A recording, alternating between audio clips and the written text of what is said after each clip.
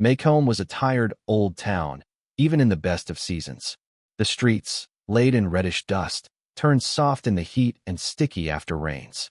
The courthouse stood heavy in the square, its clock slow as if keeping time with the town's own drowsy heartbeat. For those who lived there, time stretched differently. Summer afternoons could hang heavy as syrup, and winters seemed mild enough to pass without mention. To Scout Finch, who later told this story, Maycomb was not simply the place she lived. It was the place that shaped her childhood, framed her family, and held the first shadows of injustice she would come to know. Her father, Atticus Finch, stood out from the rest. A lawyer by trade, he was quiet, even reserved, and never raised his voice unless absolutely necessary. To Scout and her brother Jem, Atticus seemed older than most fathers. He wore glasses, read endlessly, and refused to play in the way other children's fathers did. Yet his calm authority made him respected by those who knew him. In the Finch household, Atticus was more than a parent. He was a compass, setting the course by his steady example.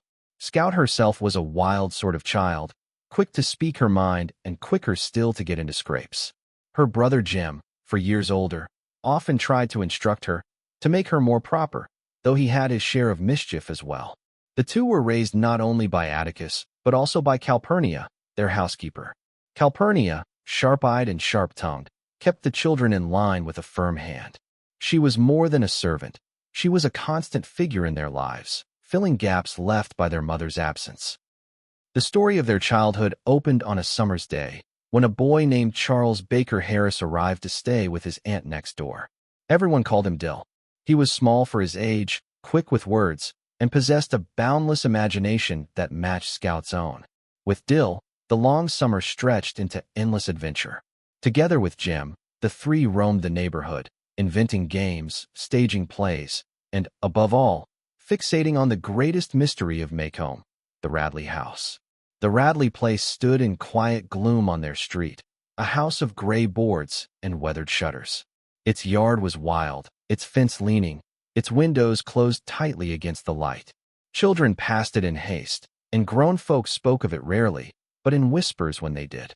For Scout and Jem, the Radley house was the source of both fear and fascination. And the figure at the center of it all was Arthur Radley, whom everyone called Boo. The stories about Boo were endless.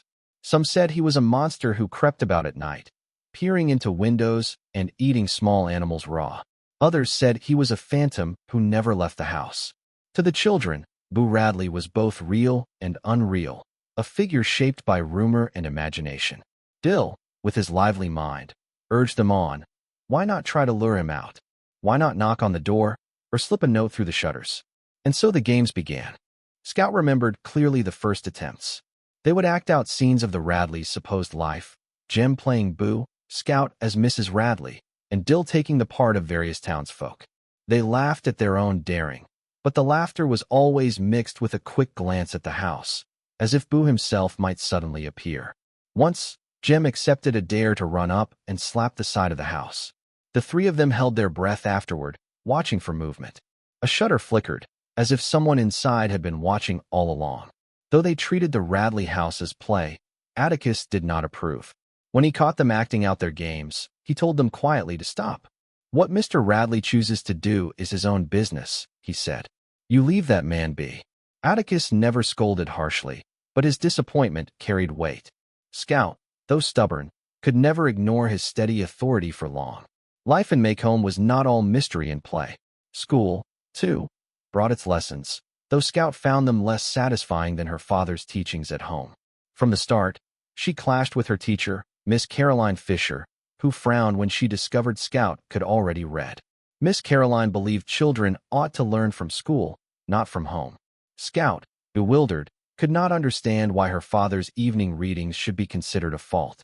To her, books were as natural as breathing, yet at school they became a source of trouble. Miss Caroline also struggled with Maycomb's realities. When she tried to offer lunch money to a poor classmate, Walter Cunningham, Scout explained that the Cunninghams would never accept charity. Their family lived by their own hard work, even when it meant going without. Miss Caroline, not understanding, punished Scout for speaking out. Scout, frustrated, wanted to quit school altogether. But Atticus urged her to continue, teaching her the lesson she would hold for life: you never really understand a person until you consider things from his point of view. This way of seeing, of stepping into another's shoes, became the heart of Atticus's guidance. He was not a man of many words, but when he spoke, Scout and Jem listened. Meanwhile, the Radley mystery deepened. Walking past the house one day, Scout noticed something curious in the knothole of a tree by the Radley yard. A piece of gum was tucked inside, wrapped in shiny foil. She chewed it before Jem made her spit it out, worried it was poisoned. Later, they found 2 polished Indian head pennies in the same spot. More treasures appeared over the weeks: twine, carved soap figures that looked like themselves, a spelling bee medal. The gifts seemed like messages, though from whom they did not yet know. The seasons turned, and with them came new experiences. That winter, Maycomb saw snow for the first time in decades. The children built a misshapen snowman, borrowing mud to give it form, and Atticus laughed at their invention. One night, Miss Maudie's house caught fire, and in the chaos Scout found a blanket draped over her shoulders. She had not noticed anyone approach, but Jem whispered later that Boo Radley must have placed it there. For all their fears, Boo seemed less like a monster and more like a silent guardian. The Finch children were growing, and with growth came more serious matters. They heard whispers about their father's new case. Atticus had been appointed to defend a black man, Tom Robinson, accused of harming a white woman. For most in Maycomb, the matter was settled before it began. Tom was guilty because of his color, they said. But Atticus believed in justice and agreed to stand for him, though he knew the cost. For Scout and Jem, the cost came quickly. Neighbors muttered. Children at school mocked them, calling Atticus names. Scout, hot-tempered, leapt into fights to defend him. Jem tried to keep his cool, though his fists itched as well. Atticus urged them to hold their heads high, to keep their fists down. It's not time to fight back, he told them. It's time to hold steady. Thus began the slow shift from childhood games to the heavier burdens of understanding. Scout still played with Dill, still wondered at Boo Radley, but beneath it all, she felt the weight of something larger moving through her town, something she could not name but would soon see unfold. The Radley place loomed larger the longer Scout, Jem, and Dill grew into their summers. Every street had its quirks, but none could rival the Radley house. It stood at a tilt on the corner, boards weathered gray, front porch sagging under years of neglect. Even in full daylight, the house carried a kind of twilight air about it, as if no sun could reach its eaves. The yard grew wild, untrimmed, grass curling around roots of ancient oaks. To passers-by it was an eyesore, but to the children it was a theater of wonder, its silence holding more drama than anything they might invent. Arthur Radley, Boo, was said to be shut up inside for years. Scout heard the stories before she was old enough to separate fact from invention. People claimed Boo once ran with the wrong crowd, a gang of boys who played pranks and landed in trouble. Rather than see him sent away, his father locked him inside the house. From then on, Boo was never seen, except in rumor. Some claimed he stabbed his father in the leg with scissors, calmly wiping them on his pants before returning to his scrapbook. Others swore he prowled the night, staring in windows. The tales carried all the weight of gospel among children. To Dill, Boo was more than a curiosity, he was a quest. Dill's small frame and restless energy never allowed him to sit still for long. Each afternoon, his blue eyes sparked with plans. We ought to make him come out, he told Jem and Scout more than once. There ain't a man alive can stay in a house forever. So they schemed. At first, the plans were small: dash to the porch and touch the front door, sneak close enough to peek through the shutters. Jem, eager to prove his bravery, usually accepted the dares, though his hands trembled after each attempt. Scout, caught between fear and loyalty, followed along, her heart racing every time. One summer afternoon, Dill suggested a new game. They would act out the Radley story, each child taking a role. Jem played Boo, crouching behind chairs and growling. Scout acted as Mrs. Radley, sweeping across the yard with imaginary dignity. Dill supplied dialogue, narrating Boo's supposed crimes in a voice pitched for drama. They rolled in the grass laughing, their stage a small patch of yard. But even as she laughed, Scout kept an ear turned toward the Radley house, waiting for some proof the ghost inside was listening. Atticus caught them one evening, standing in the front yard with a quiet expression. He watched a while before speaking. "What's this game you're playing?" Jem stammered, "Nothin', sir." "Does this have anything to do with the Radleys?" Atticus's voice was even, but firm. They hesitated. Scout looked at her shoes. Dill tried to grin. Finally Jem admitted it. Atticus pushed his glasses up and shook his head. "I'm going to tell you something, and you listen. What Mr. Radley does is his own business. What you do is yours. Stop tormenting that man. How would you feel if folks made up stories about you, acted them out for sport?" He didn't raise his voice, but his disappointment sank deep. The children nodded, and though Dill whispered later that Atticus never said they couldn't stand outside and watch, the game ended. Scout, more than Jem, felt a stab of guilt. Atticus was right. She wouldn't want to be made into a ghostly tale. Still, the mystery of Boo lingered. That summer, the knothole in the Radleys' oak became a secret window between two worlds. Scout found another gift, a ball of gray twine wound neatly. Later came a pair of carved soap figures, one boy and one girl, small and crude but unmistakably shaped like Jem and herself. She held them in wonder, tracing the rough edges with her finger. Who else would know their likeness except Boo Radley, watching quietly from inside? Jem grew thoughtful over the discoveries. He guarded the figures like treasures, setting them on his shelf. "He's tryin' to say something," Jem whispered one evening. "Maybe he's friendly." But the flow of gifts ended abruptly. One afternoon, they found the knothole filled with cement. Jem asked Mr. Nathan Radley, Boo's brother, about it. Nathan replied the tree was dying and needed sealing. Jem stared at the healthy leaves above, then walked home in silence. That night, Scout saw his shoulders shake quietly, though he tried to hide it. For Jem, the closing of the knothole was more than the loss of trinkets. It was the closing of a small bridge to a man hidden away, a chance at understanding cut short. The Radleys' silence did not stop Maycomb from speaking. Miss Maudie, the Finch's neighbor, offered Scout another view. Sitting on her porch among her azaleas, she said, "Arthur Radley's alive, sure enough, but you let him be. Some folks keep to themselves, and it's not a crime. If he wanted to come out, he would. Maybe he stays in because he wants peace." Scout turned this over. It was the first time anyone spoke of Boo with kindness rather than fear. Miss Maudie's words planted a seed of doubt in Scout's childish tales. Perhaps Boo wasn't a monster after all, but a man choosing solitude. The summer ended, and Dill went back to Meridian, leaving Scout and Jem with their thoughts. School resumed, with its dull routines and quarrels, but the Radley house remained the silent heart of their street. Each walk past it was charged with possibility. Each glance at the shutters stirred hope of seeing a pale face at the glass. In those days, the children's world was still largely shaped by mystery and imagination.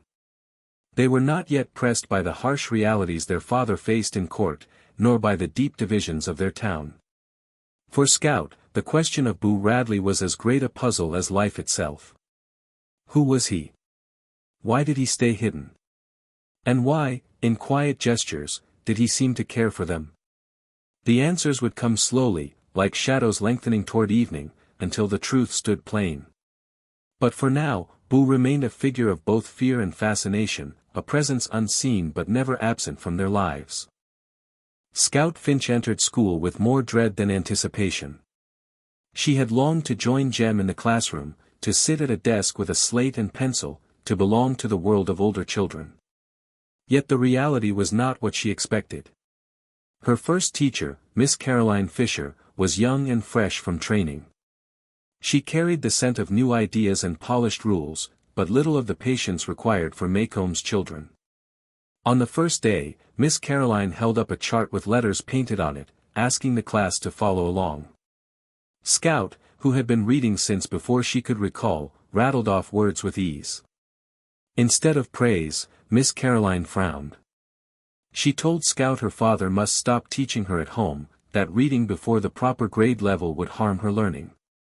The word struck Scout as nonsense. Reading with Atticus in the evenings had always been a comfort, a rhythm as natural as breathing. She listened as he read the newspaper aloud, sometimes following the lines, sometimes only listening to the steady rise and fall of his voice. To have that called a mistake wounded her. Scout tried to explain, but explanations only worsened things.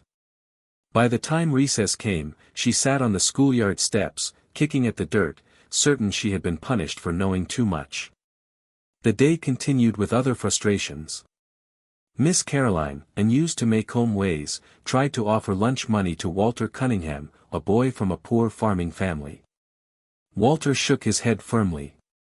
Scout, thinking she was being helpful, explained that the Cunninghams never took what they could not repay. Their pride lay in hard work, even if it meant going without. Miss Caroline misunderstood, taking Scout's words as insolence, and struck her hand with a ruler. That evening Scout poured out her anger to Atticus. She declared she would never return to school. Atticus listened without interruption, his face calm behind his glasses. When she finished, he asked her to consider Miss Caroline's view. If you can learn a simple trick, Scout, you'll get along a lot better with folks. You never really understand a person until you consider things from his point of view. Scout frowned, chewing on the thought. Like walking in their shoes? Exactly. It was not an answer that satisfied her fully, but she respected it enough to promise she would try. Her school days carried on, filled with small skirmishes and lessons beyond the classroom. She noticed how Maycomb divided its people, not only by color but also by wealth, by family name, by generations of reputation. The Cunninghams, poor but proud, were one kind of people. The Ewells, who lived behind the town dump, were another, looked down on by nearly everyone, yet still above the black community in the town's rigid order. Scout could not understand why such lines mattered, but she saw them enforced in whispers, in the way children treated each other, in the way grown folk spoke in lowered voices. Walter Cunningham became a lesson in kindness. One afternoon Jem invited him to lunch. At the Finch table, Walter poured syrup over his meat and vegetables, eating with an appetite formed by years of hunger. Scout nearly laughed, but Calpurnia's sharp look silenced her. Afterward, Calpurnia scolded her firmly. That boy's company is your guest. Don't you act high and mighty at the table. Scout flushed, realizing kindness mattered more than custom. Calpurnia's lessons were as enduring as Atticus's, though sterner in delivery. She demanded respect for people, regardless of class. Scout began to see Calpurnia not only as a housekeeper but as a bridge to a world she only half understood. Yet school continued to vex her. She was restless with the pace, frustrated by lessons she already knew.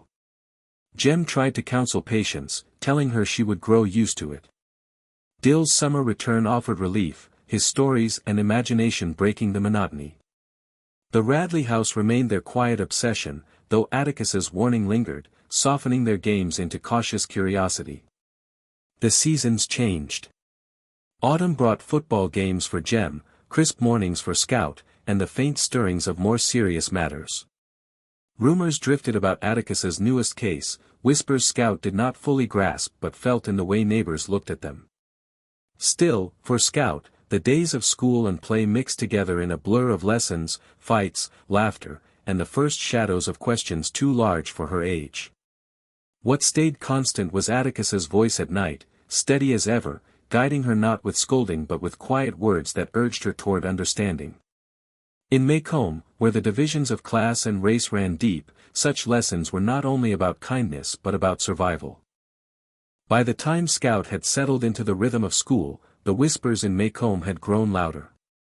At first, they floated in the background, scraps of conversation caught in passing. But soon, they circled closer, names and insults carried on the breeze, aimed squarely at the Finch family. The cause was simple in words, complex in weight. Atticus Finch had been appointed to defend Tom Robinson, a black man accused of assaulting Mayella Ewell, the daughter of Bob Ewell. To most in Maycomb, that single fact was enough. Tom was guilty because he was black, and Atticus, by agreeing to defend him, had stepped across a line many believed sacred. Scout and Jem had grown up with a father who treated all people with the same measured respect. They had watched him speak to farmers, businessmen, and black neighbors with equal courtesy. To them, his decision seemed natural, even right. But to Maycomb, it was an act of betrayal. Scout first felt the sting at school. During recess, Cecil Jacobs shouted across the yard, "Scout Finch's daddy defends N.S." The word struck her like a slap. Hot anger rushed through her. Her fists itched to swing, but she remembered Atticus's warning, no fighting. She clenched her teeth and walked away, the taste of insult burning worse than any bruise. That evening she told Atticus about it, demanding to know why he let people say such things. Atticus put down his newspaper and looked at her over his glasses. "They have a right to their opinions," he said. "But this is something that goes to the essence of a man's conscience. Before I can live with other folks, I have to live with myself. Tom Robinson deserves a fair defense, and that's what he's going to get." His voice was steady, calm, yet Scout felt its weight. She did not fully grasp the law or the social codes of her town, but she understood her father was standing firm in something larger than any insult. The insults, though, did not stop. Francis, their cousin, repeated the same slur at Christmas, mocking Atticus in front of the family. This time Scout could not hold her fists. She flew at him, fists swinging until Uncle Jack pulled her away. When she cried out that he had it coming, Uncle Jack scolded her for fighting. Later, Scout overheard Atticus explaining to Jack that the children would face worse in the coming months. "I'd rather they learn to hold their heads high and keep their fists down," Atticus said. "This case is going to touch them more than they know." Jem, too, felt the change. Older than Scout, he sensed the quiet hostility in neighbors' glances, the murmurs when they passed on the street. He carried it in silence, but Scout noticed the stiffness in his shoulders, the way his jaw set tighter each day. For both children, Maycomb no longer felt as safe, its slow rhythms disrupted by the sharp edge of prejudice. Meanwhile, the figure of Boo Radley remained a silent presence in their lives, though less immediate than the storm gathering around their father. The gifts in the tree had ended, but the house stood as a reminder that appearances often hid deeper truths. Scout sometimes thought of Boo when she considered Tom Robinson, both unseen, both judged without being known. She did not have the words to link the two fully, but the thought hovered at the edges of her mind. At home, life carried on in its steady way. Atticus worked late, preparing for the trial. Calpurnia maintained the household, keeping Scout and Jem in line. Yet the children felt the change in the air. Maycomb was a small town, and small towns had long memories. Each day seemed to stretch with tension, as if the streets themselves waited for something to break. One evening, Jem asked Atticus directly if he was going to win. Atticus leaned back in his chair, his face tired. "No," he said simply. "But that's no reason not to try. Before we begin, we're already licked, but we must try anyway." The words puzzled Scout, but Jem understood. It was a lesson in courage, not the kind that comes with guns or fists, but the kind that stands steady even when defeat is certain. Atticus's quiet dignity became their anchor, though they did not yet know how much they would need it. Maycomb's divisions, once background to their games, now came into sharp focus. The Finch children were caught between the innocence of childhood and the harshness of grown-up prejudice. And as the trial drew nearer, those shadows stretched longer, falling across their once simple days, marking the end of one kind of childhood and the beginning of another. The spring after Christmas brought change to the Finch household, and with it, new trials of a different kind. Aunt Alexandra, Atticus's sister, arrived to stay. She carried with her the sharpness of tradition and the weight of family pride. Unlike Atticus, who believed children should grow naturally into themselves, Aunt Alexandra believed strongly in family heritage, in the importance of breeding, manners, and social position. From the moment she settled in, she made her expectations clear. Scout was to wear dresses more often and behave like a young lady. Jem was to carry himself with the dignity of a Finch. Their household, she insisted, was not like others, it carried the responsibility of the Finch name, a name that stood for generations in Macomb County. Scout bristled at the changes. She had little interest in lace or tea parties. To her, the world beyond the porch still held more appeal than any parlor conversation. Jem, though quieter, also resisted, though his resistance came in silence rather than argument. Atticus, caught between his sister's firm beliefs and his children's free spirits, tried to balance both worlds. He rarely contradicted Alexandra openly, but neither did he press Scout and Jem to meet her standards too closely. Still, Alexandra's presence was felt. She hosted gatherings of Macomb ladies, filling the Finch house with voices of gossip and opinion. Scout, hiding in corners, heard their conversations about the trial, about Atticus's decision, about the shame it brought to the family in the eyes of many. Words like ruining the family name and associating with trash floated through the air. Scout did not always understand the full meaning, but she understood enough. Atticus's stand for Tom Robinson placed them apart, and Alexandra, despite her sternness, felt the strain as much as anyone. Jem, at 14, was entering his own season of change. He grew taller, moodier, more thoughtful. He spent hours stretched out on his bed with books, or walking silently through the neighborhood. Scout, still caught between childhood games and the stirrings of new awareness, sometimes felt left behind. They quarreled more often, Jem insisting she act her age, Scout refusing to yield. Yet beneath their squabbles, a bond remained, tested but not broken. The trial itself loomed larger with each passing day. Atticus worked late into the night, his study lit long after the children had gone to bed. Scout sometimes crept to the door to watch him, hunched over papers, his face lined with worry. She sensed the weight he carried, though he rarely spoke of it. When she asked, he told her only that every man deserved a fair chance, no matter the color of his skin. The town's hostility grew less hidden. People whispered in front of the children, insulted Atticus openly, or muttered as they passed. One evening, a group of men gathered outside the Finch house, their voices low and tense.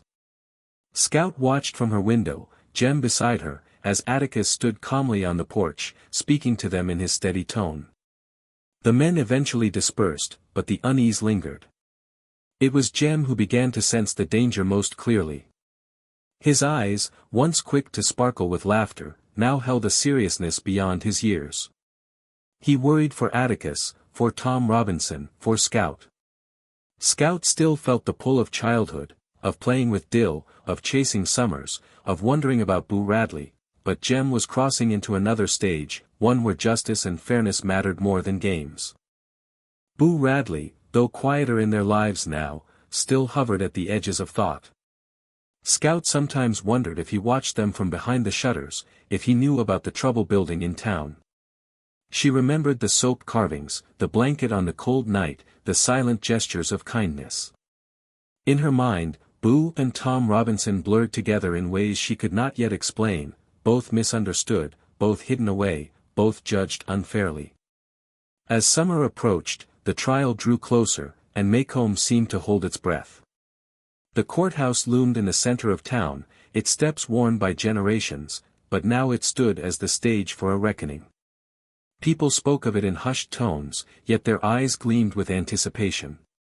To them, it was more than a case, it was a measure of the town's order, a defense of its unspoken rules.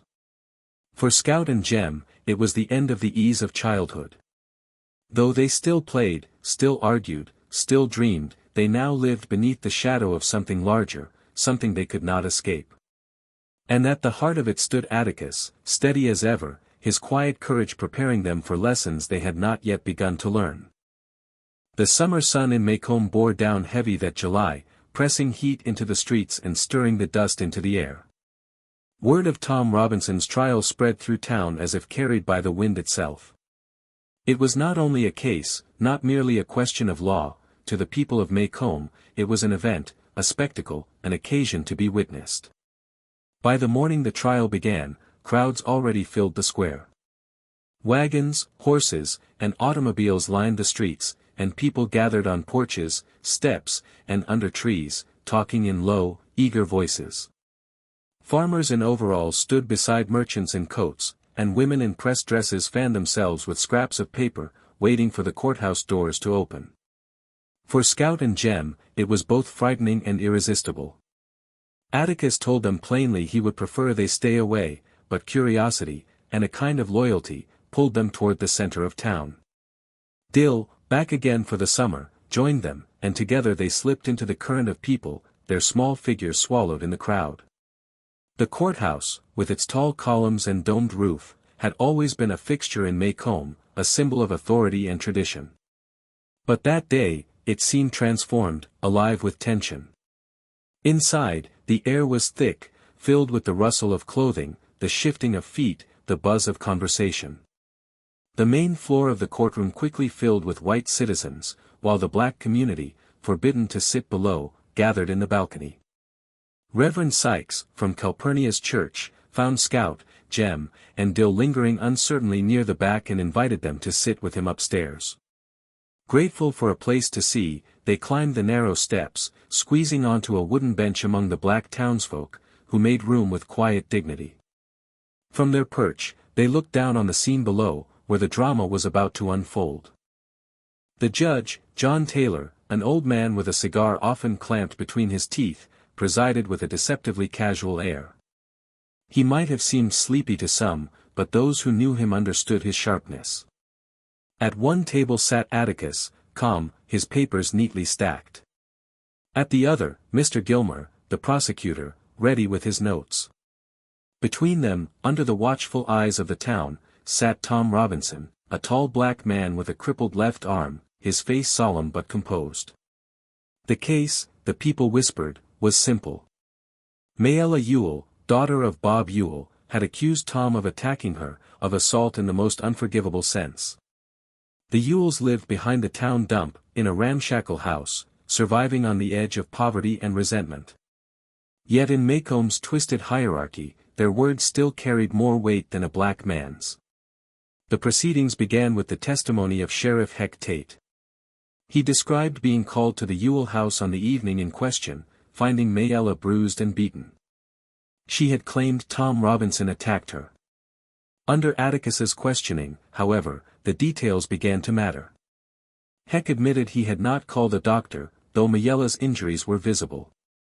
He could not say with certainty which side of her face was bruised, though he recalled it seemed to be the right side. Atticus pressed gently, carefully, leading the jury to consider what such an injury might mean. Next came Bob Ewell himself. Thin, wiry, his skin sallow from neglect, he strutted to the stand with a sneer. He spoke with confidence, almost relish, as he recounted how he had returned home to hear his daughter screaming, only to find Tom Robinson assaulting her.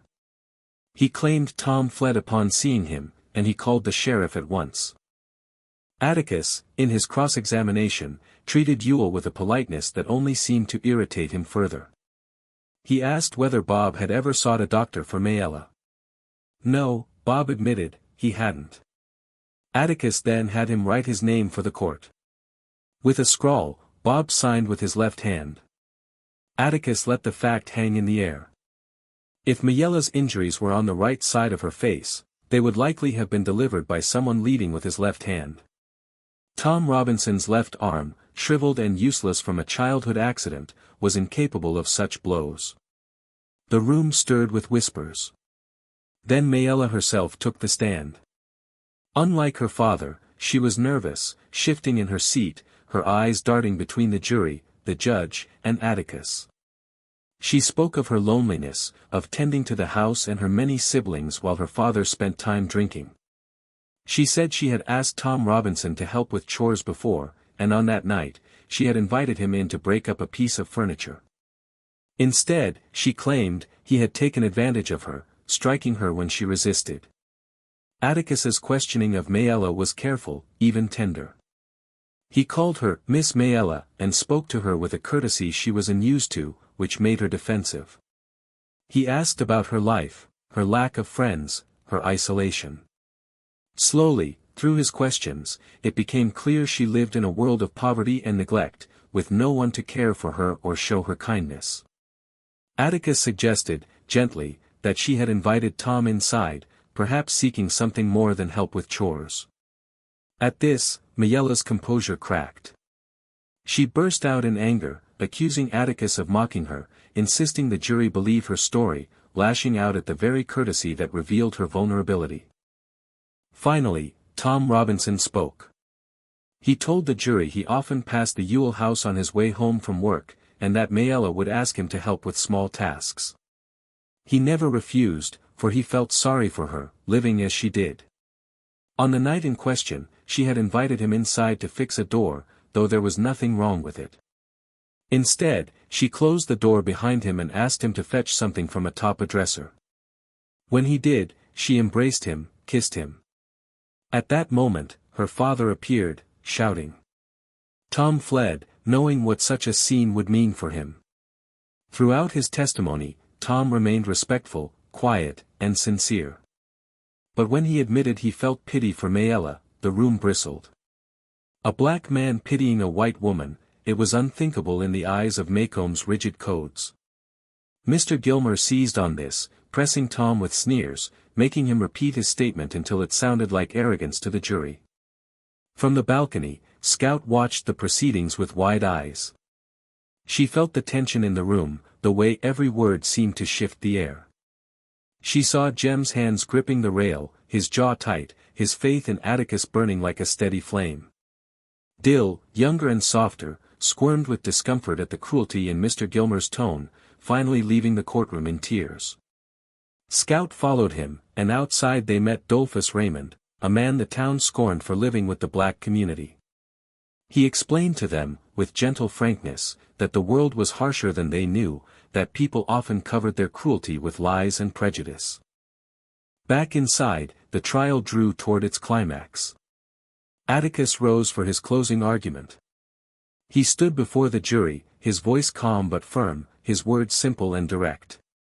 He spoke of the evidence, the lack of a doctor's examination, the left-handed injuries, the inconsistencies in the Ewell's testimony. He reminded them of Tom's crippled arm, his honesty, his lack of motive. And then he spoke of something larger. He told them the court was the one place where every man should stand equal, where truth should outweigh prejudice. He acknowledged the reality of Maycomb's attitudes, the assumptions people carried about black men and white women, but he asked them to rise above those instincts, to see Tom as a man, not as a symbol of their fears. In the name of God, he concluded, do your duty. The courtroom was silent when he finished. Outside, the cicadas droned in the trees, but inside, the air held its breath. Judge Taylor dismissed the court for supper, and the jury filed out, leaving the town to wait. Scout, Jem, and Dill sat in the balcony, hearts pounding, their young minds grappling with the weight of what they had seen. Jem, especially, glowed with hope. The truth, to him, was undeniable. He believed in Atticus, in the justice of the court, in the fairness of men when faced with evidence. Scout, less certain, clung to Jem's faith. But beneath the hopeful silence, an older, heavier truth lingered, one that Atticus knew, one that the black community in the balcony knew, one that hung like a shadow over the room. In Maycomb, truth alone was seldom enough. Evening descended on Maycomb with a heavy stillness. The courthouse square, which had buzzed with voices during the day, now held a different energy. Lamps flickered in windows, and people gathered in groups, eating hurried suppers before returning to hear the verdict. It was as if the entire town had become a jury of its own, restless and eager to see what would unfold. Inside the courthouse, the crowd reassembled. The children slipped back into their seats in the balcony with Reverend Sykes and the others from Calpurnia's church. Scout could feel the wood of the bench pressed into her legs, could hear the low hum of voices that rose and fell like waves. Below them, the courtroom filled again, hot and crowded, the smell of sweat and dust rising with the heat. Tom Robinson sat at the defense table, hands folded, his face calm yet weary. Atticus, beside him, leaned back in his chair, glasses slipping down his nose, his long fingers tapping absently against a file.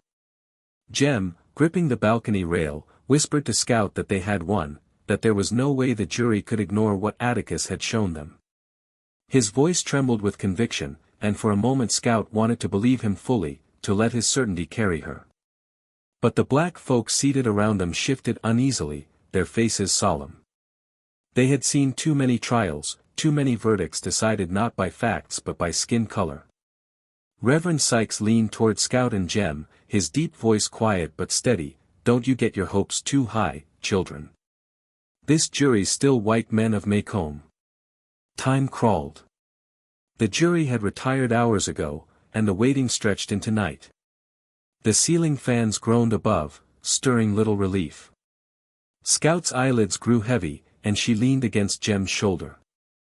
She drifted in and out of a daze, lulled by the murmurs and the heat. But she woke sharply when she realized the courtroom had gone silent. The jury was filing back in. Judge Taylor tapped his gavel. The 12 men moved slowly, their faces unreadable, and took their seats. Scout watched Atticus, who had risen to his feet. He stood tall, his hands in his pockets, but she saw his shoulders tense, his jaw tighten ever so slightly. The clerk of the court unfolded the paper and read the verdict. "Guilty, guilty, guilty." Each word landed like a stone. Scout felt it sink into her chest, though she hardly understood why. Jem's hand clenched the rail until his knuckles turned white. His mouth opened, but no sound came out. His face went pale, as if the ground had been pulled from beneath him. He had believed so fiercely in justice, in Atticus's words, in the truth of evidence, and now it lay shattered. Beside them, Reverend Sykes bowed his head, as did the others in the balcony. Scout, sensing the gravity of the moment, followed their lead. The black community absorbed the blow with quiet dignity, though sorrow hung heavy in the air. Below, Tom Robinson's shoulders slumped, and Atticus placed a hand on his arm. The courtroom began to stir. People whispered, shifted, filed toward the exits, their curiosity satisfied. For them, it was done, another trial, another verdict. But for Jem and Scout, the world itself seemed altered. Jem's eyes glistened as he whispered hoarsely, "But Atticus proved it. He proved it." Atticus gathered his papers slowly, deliberately, his face expressionless. He walked to Tom, exchanged a few words, then left the courtroom without glancing at the audience. As he passed beneath the balcony, Reverend Sykes touched Jem's shoulder and whispered, "Stand up. Your father's passing." Scout rose with the rest of the black community, watching Atticus with a pride that burned even through her confusion. Her father's walk was weary, but there was dignity in every step. That night, back at home, the Finch household was subdued. Jem could not eat. He sat on the porch, knees drawn up, staring into the darkness. Scout tried to comfort him, but his words came out bitter, broken. "It ain't right, Scout. Atticus did everything, everything. And they still said guilty. How can they do that? How can they call themselves men?" Scout didn't know what to say. She was younger, less certain of the ways of the world, and though she felt the unfairness too, she didn't grasp it with Jem's raw intensity. To Jem, the trial had been a test of truth itself, and truth had lost. Atticus, inside, sat with Aunt Alexandra and Calpurnia, his face lined with exhaustion. When Scout peeked in, she saw him loosen his tie and rub his eyes, as though the weight of the town rested on him. Yet he did not rail against the jury. He only said quietly, "They've done it before, and they did it tonight. They'll do it again. And when they do, only the children will cry." In the days that followed, Macomb hummed with talk of the trial. Some praised Atticus for his defense, grudgingly or sincerely, while others spat his name with contempt. Bob Ewell, humiliated on the stand, spat tobacco at Atticus outside the post office and swore revenge. Atticus wiped his face with a handkerchief and moved on without reply, but Jem and Scout heard of it and simmered with outrage. Miss Maudie, ever a voice of reason, invited the children over for cake not long after. Jem, still brooding, sat with his arms crossed, but Miss Maudie spoke gently, helping them see that Atticus had planted seeds. "We're making a step, it's just a baby step, but it's a step," she said. She explained that the jury had deliberated longer than usual for such a case, that some had wrestled with doubt. It wasn't victory, but it wasn't nothing. Miss Maudie, ever a voice of reason, invited the children over for cake not long after. Jem, still brooding, sat with his arms crossed, but Miss Maudie spoke gently, helping them see that Atticus had planted seeds. "We're making a step, it's just a baby step, but it's a step," she said. She explained that the jury had deliberated longer than usual for such a case, that some had wrestled with doubt. It wasn't victory, but it wasn't nothing. Her words soothed Jem only slightly. The sharpness of the verdict still cut deep. For him, Maycomb itself seemed changed, its people exposed as hypocrites, blind to truth. He lay awake at night, restless, wrestling with a loss of innocence that Scout, in her younger heart, could not yet comprehend. Meanwhile, Tom Robinson awaited his fate in prison. Atticus prepared to appeal, determined to fight on, though he knew the uphill battle ahead. He visited Tom often, bringing him news and quiet encouragement. But the days grew heavy for Tom. Hope was fragile, and behind bars, time pressed down like a weight. One evening, as Atticus read in his chair, there was a knock at the door. Calpurnia opened it to reveal Reverend Sykes and several members of the black community. They carried food, chicken, tomatoes, beans, and bread, laid carefully on the kitchen table. They said little, but their presence spoke volumes. It was their way of thanking Atticus, of honoring his effort, even in defeat. Atticus, moved beyond words, cleared his throat and said only, "Tell them I'm grateful. Tell them I'm very grateful." Scout watched quietly, sensing that this moment carried a meaning she could not fully name. She felt both sorrow and pride, a mixture too complex for her years. But shadows still lingered. Bob Ewell, stung by his public disgrace, found ways to vent his bitterness. He harassed Helen Robinson, Tom's wife, on her way to work, until Mr. Link Diaz, Tom's former employer, threatened him with the law. Yet the venom in Bob's eyes did not fade. He muttered in alleys, spat on sidewalks, his hatred festering. Atticus, for his part, brushed off the threats. "Jem, see if you can stand in Bob Ewell's shoes for a minute," he said when Jem bristled with anger. "If you had little else to hold on to, but you had a scrap of pride, and a man destroyed it on the stand before the whole town, you might want to get revenge, too. I destroyed his last shred of credibility. That man had to take it out on somebody, and I'd rather it be me than the children." Jem listened but clenched his fists. He could not forgive Maycomb, nor Bob Ewell, nor the jury. The world, once simple in his eyes, had become a darker place. Scout, still caught between childhood innocence and the edge of understanding, held her brother's hand as they walked home one evening. The cicadas sang in the trees, and the air smelled of honeysuckle. Yet beneath the beauty of Maycomb's summer night, a quiet unease lingered, like a shadow waiting just beyond the lamplight. The trial was over, but its weight remained. It had cracked Jem's world, shaken Scout's, and left Atticus carrying a burden he bore with grace but not without cost. And though the town returned to its routines, the echoes of the courtroom, the words, "Guilty, guilty, guilty," still hung in the air, reminding them all that Maycomb was not as simple, nor as just, as it seemed. The hot August days dragged on, thick with dust and cicada song. Though the courthouse had long emptied, the trial lingered in Maycomb like the smell of smoke after a fire. People spoke of it at the barber shop, on porches, in hushed tones at church. Some said justice had been served, others muttered that an innocent man had been thrown to the wolves. But most had already turned their attention elsewhere, to crops, gossip, or the endless business of everyday life. For the Finch household, however, the trial was not over. It hovered in every conversation, every glance toward the courthouse that loomed over the square. Jem, especially, could not let it go. He had grown taller that summer, his arms and legs stretching out awkwardly, his voice slipping between boy and young man. Yet it wasn't only his body that had changed. Something inside him had hardened. He no longer spoke of football or childish schemes. His thoughts circled around justice, fairness, and the bitter truth that men could look straight at facts and still choose to lie.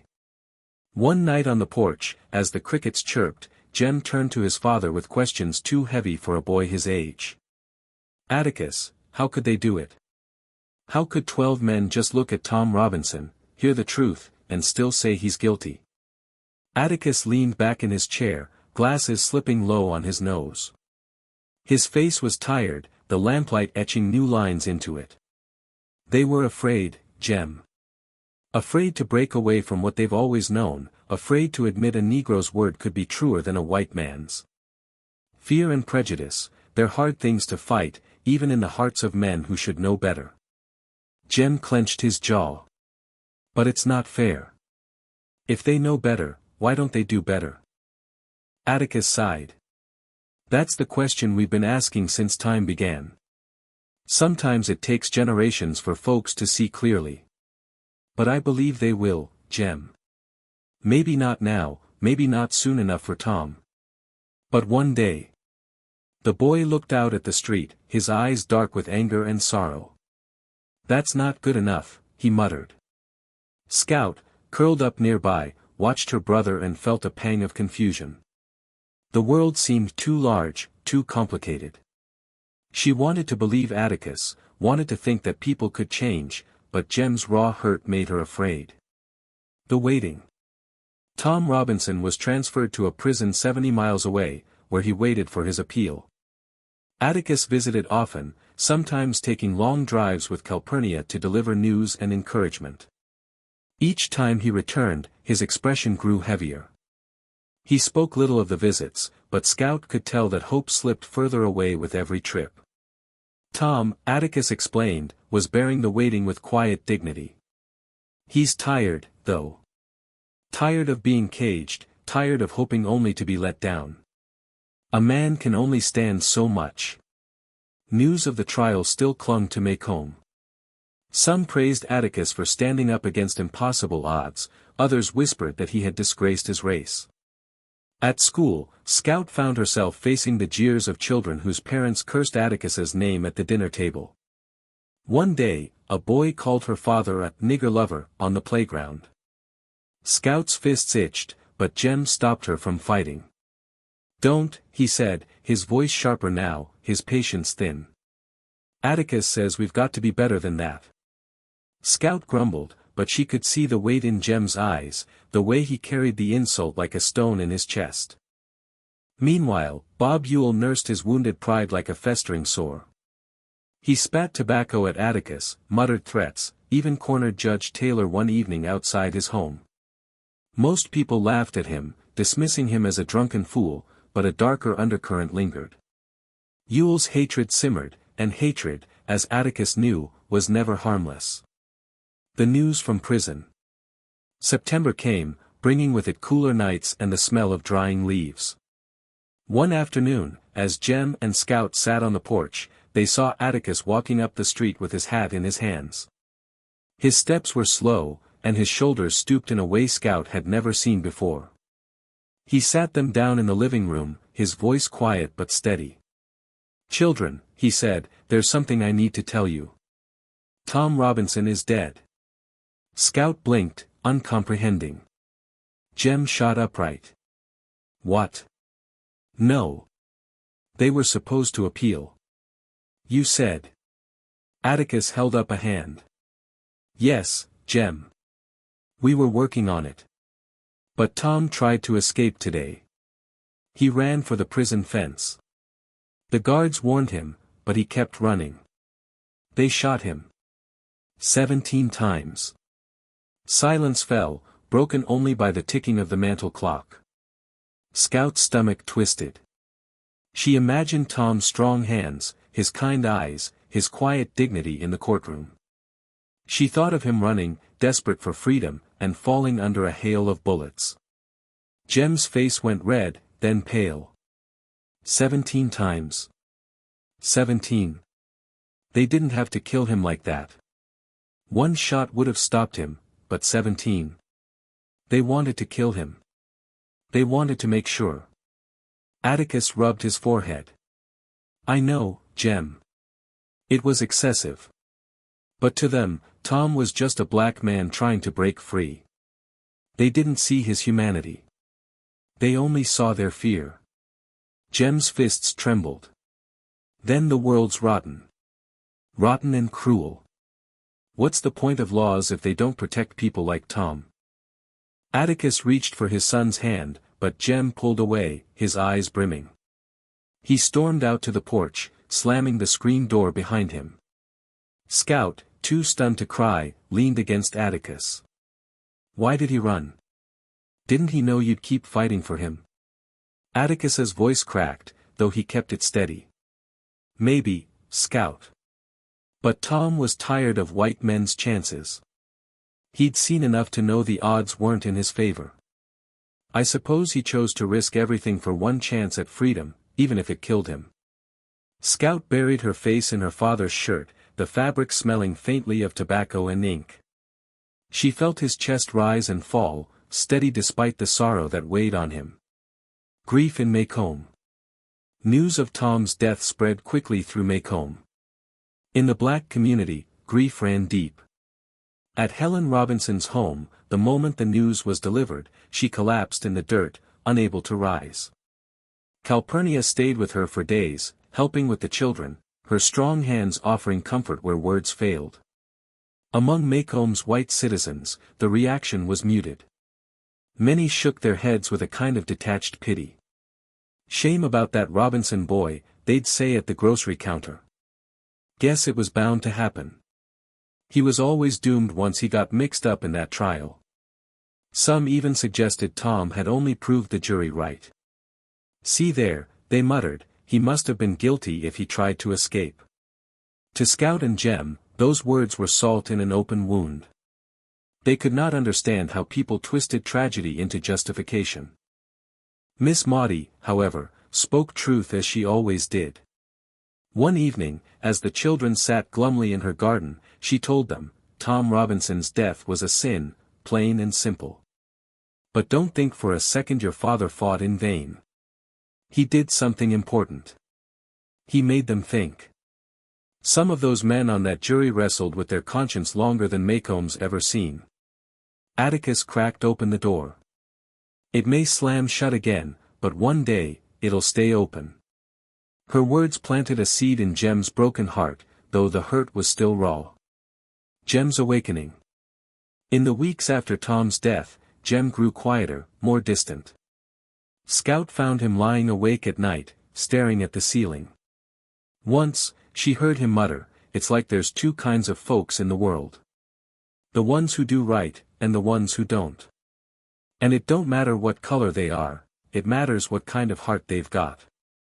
Scout, still young, tried to comfort him. But Atticus says most people are good, deep down. Jem turned toward her, eyes shadowed. Maybe.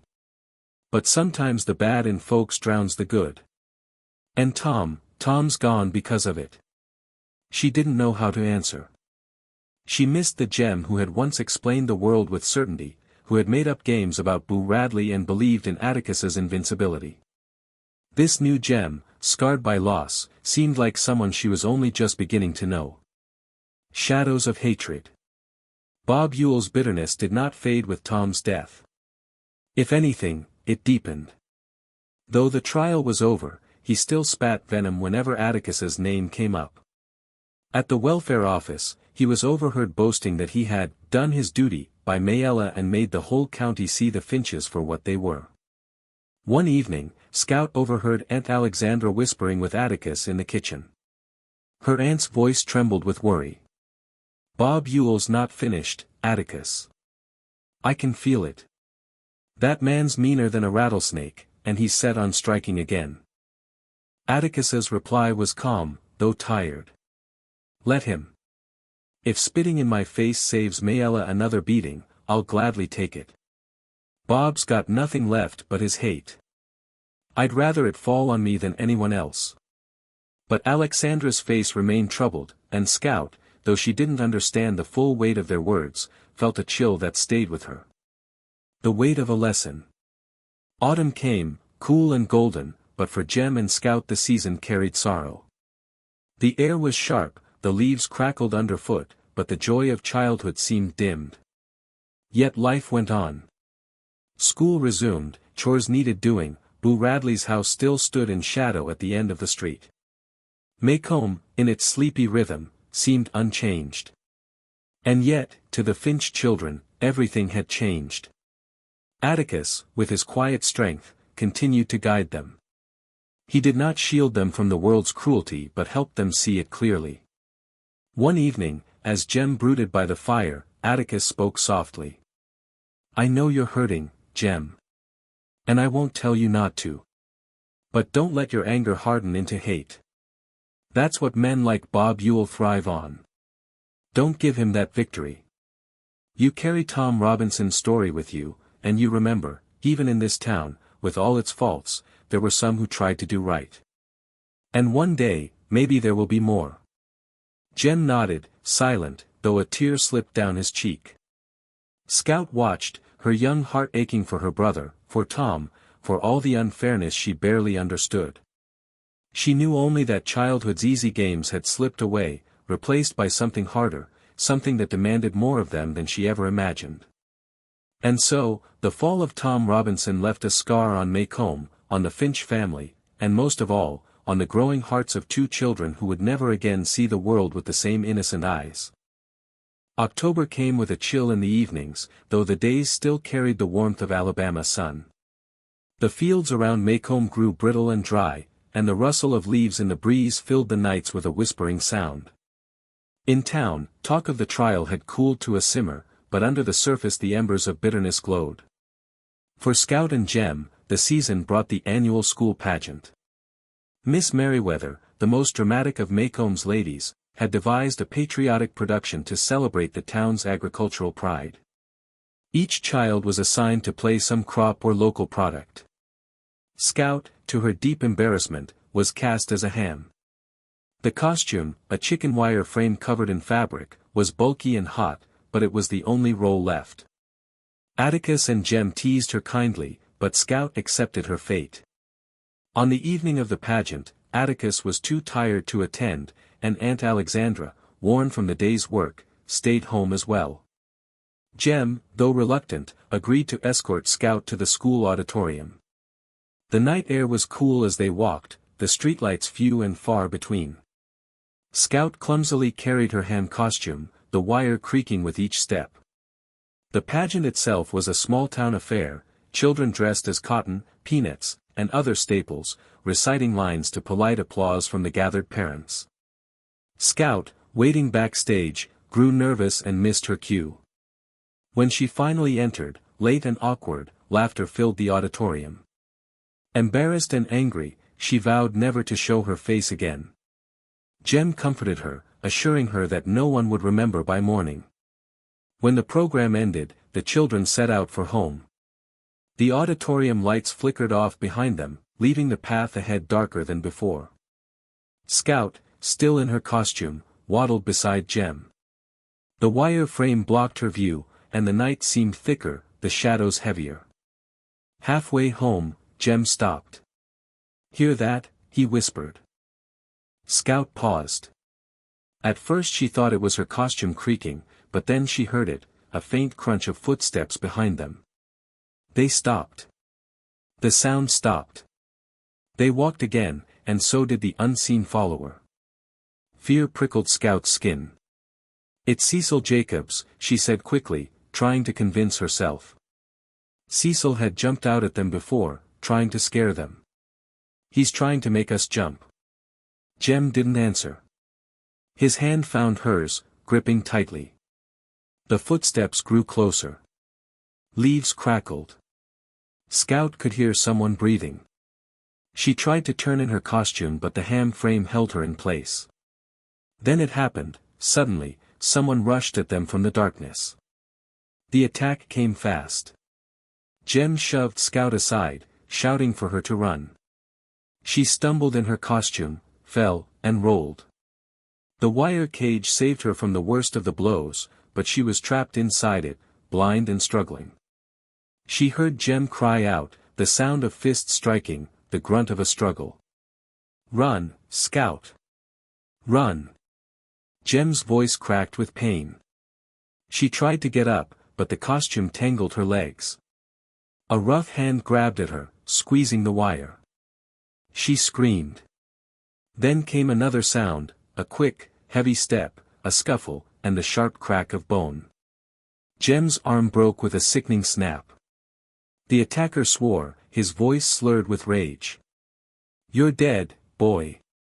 Jem screamed again, but then another figure burst into the struggle.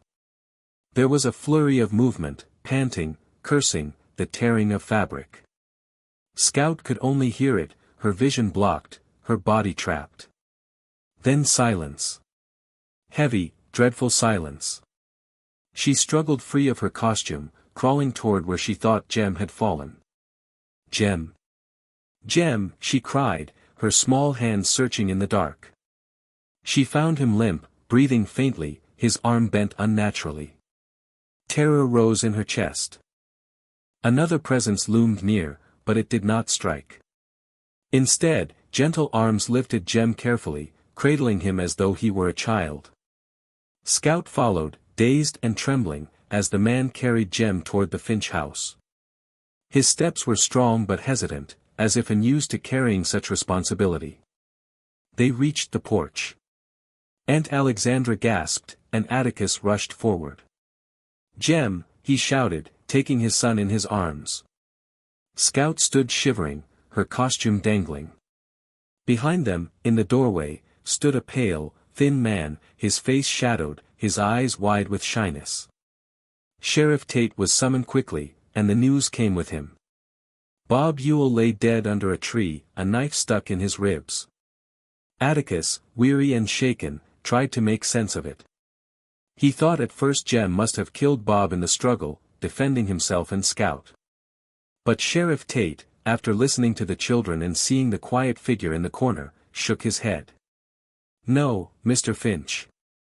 Jem didn't do this." His eyes turned toward the pale man by the wall, the one who had carried Jem home. The man said nothing, but his presence spoke enough. Scout, looking at him for the first time in the light, realized who he was. The man who had left gifts in the tree. The man who had mended her blanket. The man who had lived in shadows but never meant them harm.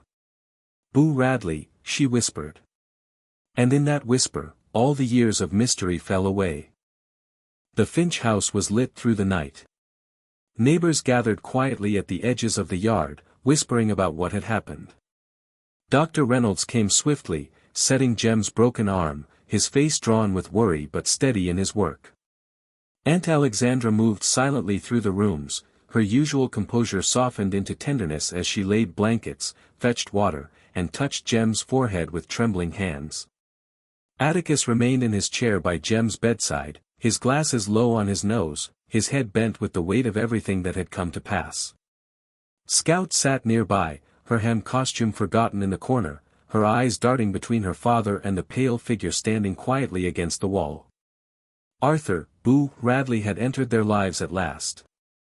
Scout studied him carefully, not with the fear she had once felt, but with something closer to awe. His skin was almost translucent, untouched by sun, his frame thin and slight, his hair soft and fine. His eyes, though downcast, held a gentleness that no wild story could ever have captured. He seemed uncertain, as though he might dissolve back into the shadows if anyone looked too long. Sheriff Tate stood with Atticus in the hall, their voices low but firm. Atticus, his sense of justice still unshaken, insisted on the truth. If Jem's responsible, if his actions led to Bob Yule's death, then the law must take its course. His words carried no anger, only duty. But Tate shook his head. No, Atticus. That's not what happened. Bob Yule fell on his own knife. That's my decision, and that's how it will be written. Atticus frowned, not satisfied. His honesty demanded clarity. Are you sure, Heck? Are you trying to spare my boy? Tate's eyes hardened. I'm not sparing Jem. I'm sparing Boo Radley. Dragging him into the limelight, making him answer to the town, that'd be a sin. He didn't ask for any of this. All he did was save your children. Scout, listening from the doorway, felt the truth of it sink into her. Boo Radley, who had lived his life in silence, had stepped forward only when it mattered most. To expose him now would be like killing a mockingbird, taking something pure and harmless and crushing it for no reason. Atticus, weary, looked from Tate to Boo, then down at his sleeping son. At last, he nodded. Let the dead bury the dead. Tate left soon after, and the house grew quiet again. Atticus turned to Scout, who had stayed close throughout. Scout, he said softly, Mr. Arthur would like to say goodnight to Jem. Scout's heart leapt at the thought. She looked at Boo, who shifted uneasily, his hands twisting together. With a child's simple grace, she went to him and took his hand. His fingers were thin, cool against her warm palm. Come on, she said, guiding him to Jem's room. Boo moved slowly, his steps careful, as though afraid to disturb anything. He stood by Jem's bed, looking down at the boy he had saved. His pale hand hovered, then gently brushed Jem's hair with the tenderness of a guardian. Scout watched silently, understanding without needing words. After a long moment, Boo turned, his eyes meeting hers. She smiled, and though his lips barely moved, she thought she saw the faintest return of her smile. Atticus, still in his chair, leaned back, his exhaustion deep but his relief palpable. Thank you, Arthur, he said quietly. It was time for Boo to go home. Scout led him to the porch, the autumn night cool and still around them. The streets were empty now, the town asleep, unaware of the man who had walked among them this night. At his door, Boo paused. Scout looked up at him, her small hand still in his. She wanted to say something, something that would show him she understood. Instead, she whispered, "Will you take me home?" Boo nodded, and though it was he who was returning to his house, Scout offered her arm as though escorting a gentleman. They walked together, the quiet steps of two unlikely companions echoing softly in the night. At the door, he slipped inside without a word, disappearing back into his solitude. Scout stood on the porch for a moment, the street stretching silent before her. For the first time, she saw the Radley house not as a place of mystery or fear, but as a home, like any other. She realized how much of her childhood had been shaped by stories about Boo, and how little those stories had captured the truth. When she returned home, Atticus was still in Jem's room, his hand resting gently on his son's good arm. Scout climbed into his lap, her head resting against his shoulder.